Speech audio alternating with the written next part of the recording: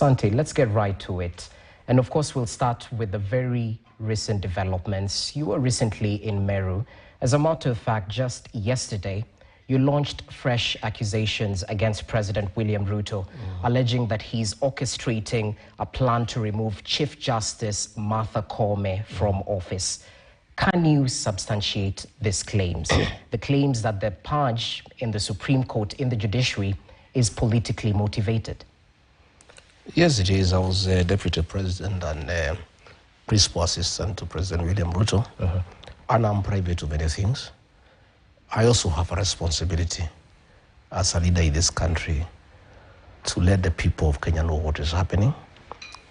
President William Ruto schemed a long time ago to remove Justice Martha Koome as Chief Justice and President of the Supreme Court because of refusing to be compromised. And he shared this with you? He shared with me, and many times he even quarreled me that a daughter from the mountain is being problematic and accused me of being unable to manage Martha Koome to do things the way the president wants. And I told him it's not possible. I had many discussions with Martha Koome, and she's a stricter to the rule of law and constitutionalism. She's a very respectable judge, very qualified, and she got that job through merit. And I was against it. And I think the matter was put on hold until I was hounded out of office. And the matter now has been put in top gear, not just to remove Martha Koome as a Chief Justice and President of the Supreme Court, but to remove the entire bench of the Supreme Court. And I must tell the people of Kenya that we must be very careful, because the president warns and pronounced himself before me many times that as president, he needs to manage the electoral cycle from the IBC all the way to the Supreme Court. And many times he indicated his desire to have the entire bench replaced so that he can put in place a bench that will do what he wants. And that is very dangerous for the country, because if he puts a bench that he wants to manage the conflict, if any, after the elections, the people of Kenya will not accept it. And what is happening is very simple. The president has the numbers in the Judicial Service Commission. So any proceedings against Justice Martha Koome and the 7 judges and the other 6 judges will just be a kangaroo court.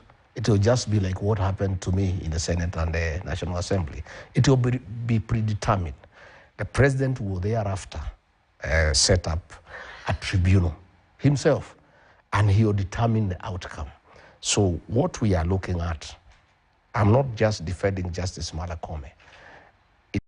It's the entire bench of the Supreme Court. These are judges of impeccable credentials. These are judges with proven track record. These are judges who have made monumental decisions in accordance with the rule of law and the Constitution for the benefit of the Republic. And if the president has his way, bulldozes through the Judicial Service Commission, where he has the numbers, these judges will not get any justice.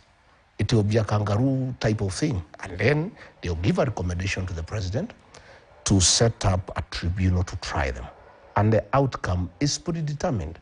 So I need to ask the international community to keep a very close eye on this country, because if the president succeeds in putting his bench at the Supreme Court, he will have completed the state capture. Already as we speak, he has captured Parliament, both Senate and the National Assembly. He has captured the opposition.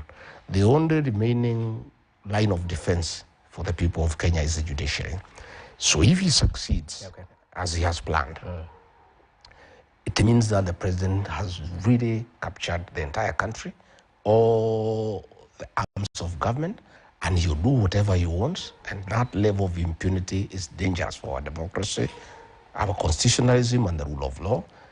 And we must speak out, and it should not be allowed to happen. Okay, allow me to interject, because not too long ago, and some people may call you bluff,